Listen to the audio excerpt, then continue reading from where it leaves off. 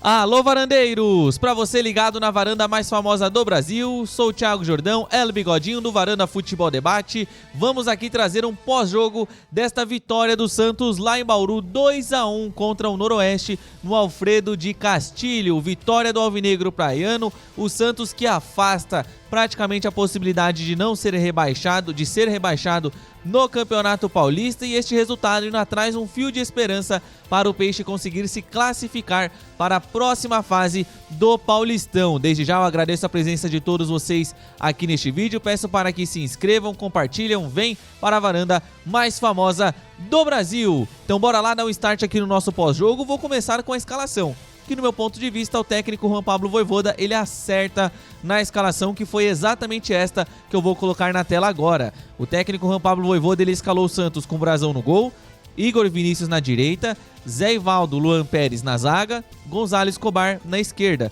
O meio de campo com João Schmidt, Gabriel Bontempo e Miguelito, para o ataque com Barreal, Rony e Gabriel Barbosa. Gostei dessa escalação do Juan Pablo Vojvoda. Minha única ressalva ali, talvez, com o autor do gol, o Gonzalo Escobar, né? Ele participa do gol, na verdade. O gol foi dado contra pelo árbitro da partida, mas assim, entre Gonzalo Escobar e Vini Lira também nos últimos jogos a gente não teve uma grande diferença assim. Eu acho que o Juan Pablo Vojvoda, ele acerta na escalação e no decorrer do jogo ele erra, como eu vou contar logo mais. Isso porque o Santos, ele começa bem o jogo.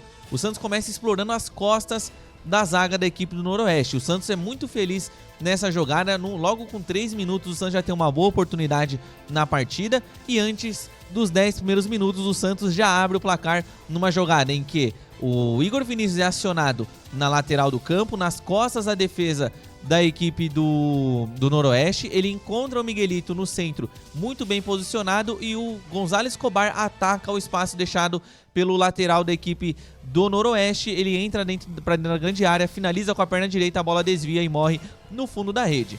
Porém, a alegria do torcedor santista ultimamente tem durado pouco, não é mesmo? Porque o Santos não demorou muito para o Peixe começar a sofrer na partida. O Noroeste começou a tentar muitos cruzamentos para dentro da grande área, mais uma partida muito fraca do nosso setor defensivo, principalmente no jogo aéreo. O Luan Pérez, por exemplo, eu comentei na nossa transmissão de que de 7 bolas que foram em direção a ele no jogo aéreo, ele só conseguiu cortar 2. O Zé Ivaldo, um baixo aproveitamento também no jogo aéreo. O Igor Vinícius com dificuldades na marcação. O Gonzalo Escobar também com muitas dificuldades. Então o Noroeste, ele começa a explorar essa fragilidade do Santos, começa a jogar bola para dentro da grande área, e a esquerda, uma cobrança de escanteio após uma boa jogada da equipe Noroeste, gera o escanteio na cobrança. Diego Matias joga para dentro da grande área, gol do Pedro Carrerete, empatando o jogo. E isso escancarou, na verdade, já estava cristalino, né? Mas mostra ainda mais, dia após dia, jogo após jogo, como que o Santos precisa de zagueiro. Não tem sistema que funcione com zagueiros que sempre se posicionam mal, zagueiros que não saem do chão, zagueiros que não são seguros, laterais também que não são seguros. Então eu acho que o Santos tem que se movimentar para ontem para trazer um defensor. Hoje é dia 8/2, a janela fecha no comecinho do próximo mês de março. E a gente vai esperar até quando para termos um zagueiro, hein? Marcelo Teixeira, Alexandre Matos e diretoria do Santos. Vamos fazer igual no ano passado? Esperar faltar 5 dias, 7 dias para a janela fechar, e aí sim a gente vai começar a se mexer para contratar zagueiro? Mas no ano passado não é parâmetro de bom sucesso. É um exemplo péssimo de como se planeja uma equipe, porque o Santos deixou tudo para a última hora e trouxe o Adonis Frias e o Alexis Duarte, que somados custaram 8 milhões de dólares, e que, se você for olhar a fundo, eles não valeram ainda o investimento, principalmente o Alexis Duarte, que sequer foi relacionado para o jogo de hoje. Porém, no finalzinho da primeira etapa tem um lance que muda o jogo. O Santos ainda tinha mais posse de bola, o Noroeste abdicou de jogar, o Noroeste só queria explorar o contra-ataque, tanto que a diferença no número de passes é gritante. O Santos trocou mais de 350 passes do que comparado ao time do Noroeste, e o Thiago Lopes, ele acaba sendo expulso, e na virada para o segundo tempo, o Santos Futebol Clube tem um jogador a mais, e também com 2-1 no placar, tendo em vista que o Rony, num dos lances anteriores, ele tinha feito ali o seu primeiro gol com a camisa do Alvinegro Praiano. Só que a segunda etapa do Santos é uma verdadeira vergonha. O segundo tempo péssimo.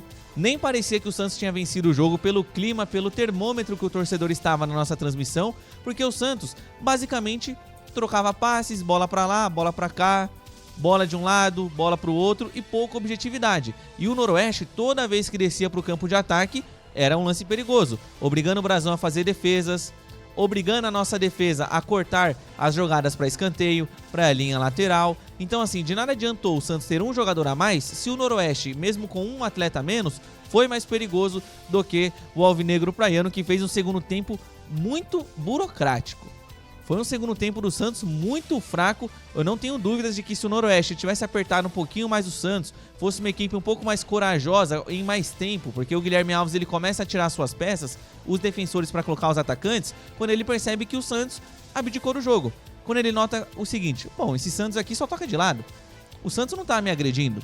O Santos não está me trazendo perigo, então eu já estou perdendo o jogo, já estou com um a menos, vou arriscar. Até porque perder de 3-1, 2-1, 4-1 não vai mudar a minha vida, mas um empate pode mudar o meu panorama na tabela. E ele faz justamente isso, ele começa a colocar atacantes, o Noroeste começa a crescer na reta final do jogo e em muitas ocasiões deixou o torcedor santista de cabelo em pé, tamanha incompetência da defesa do Santos na bola aérea. Problema esse que tem no Santos desde 1912, desde a data que o Santos foi fundado. Então, o Santos finaliza o jogo dessa forma melancólica, com o Noroeste apertando, com o Noroeste chegando e o Gabriel Brasão tendo que fazer algumas defesas, e o árbitro da partida encerra com 2-1 para o Peixe. O Natson fez a sua estreia, jogou pouquíssimos minutos, o Vojvoda tá de brincadeira colocar o Natson para jogar menos de 10 minutos, o Lira para jogar também menos de 10 minutos, mas o importante é que a vitória veio. Foi na Bacia das Almas? Foi na Bacia das Almas. O Santos jogou mal? O Santos jogou mal, mas pelo menos os 3 pontos vieram, porque nas outras vezes o Santos jogava mal e vinha com um ponto para casa no máximo. Agora o Santos conseguiu pelo menos os 3 pontinhos e tem a esperança de, quem sabe, se classificar para a próxima fase do Campeonato Paulista. No momento em que eu gravo este vídeo, são 19 horas e 52 minutos, o Capivariano está derrotando o Mirassol por 1-0. Então, o Santos com essa vitória vai para a 10ª colocação com 9 pontos. E o Santos fica a um pontinho apenas do G8, um ponto do São Paulo, que é o 8º colocado com apenas 10 pontos. E no próximo domingo, lá às 20 horas e 30 minutos, na Vila Belmiro, o Santos precisa ganhar e torcer por algumas combinações de resultados. Por exemplo, a equipe do Guarani não pode vencer o seu jogo. O Guarani não pode, isso em quesito direto, né? O Santos só levando em consideração a pontuação. O Guarani não pode vencer o seu jogo.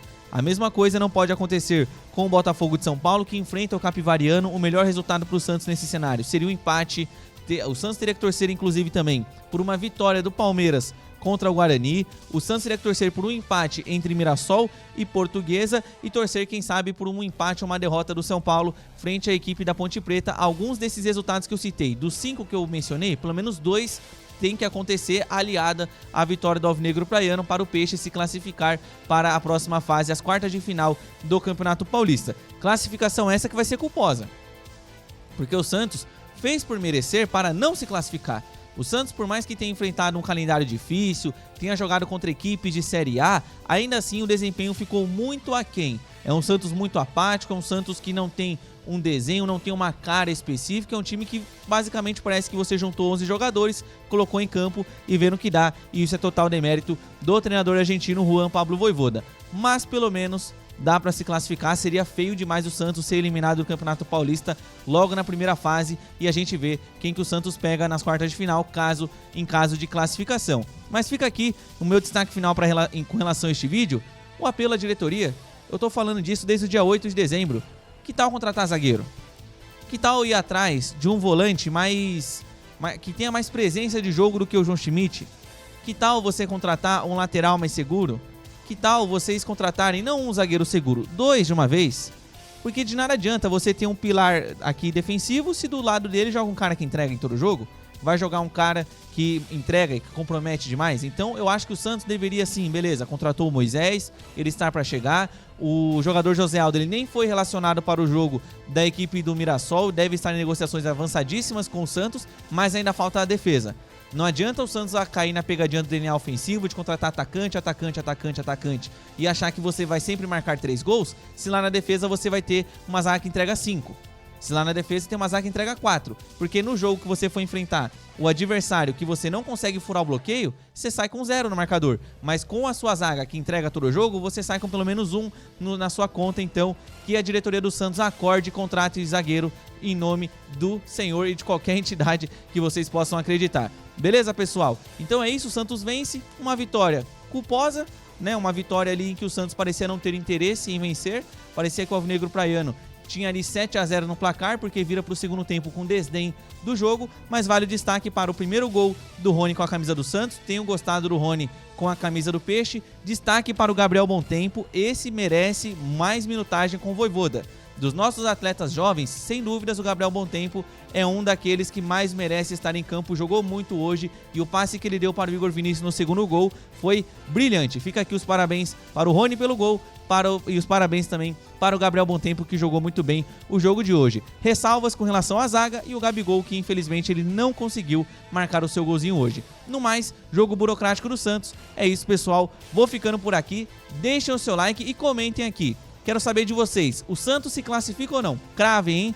Não coloca, eu acho, não, coloca. Eu cravo que o Santos será eliminado, eu cravo que o Santos será um dos classificados para a próxima fase, ou eu acho que o Santos vai decepcionar e vai morrer na praia, assim como os outros clubes do Campeonato Paulista. Beleza? Tamo junto, pessoal, vou ficando por aqui. Mais uma vez, obrigado pela presença de todos. Compartilhem, deixem um like, vem pra varanda mais famosa do Brasil. Um grande abraço e tchau!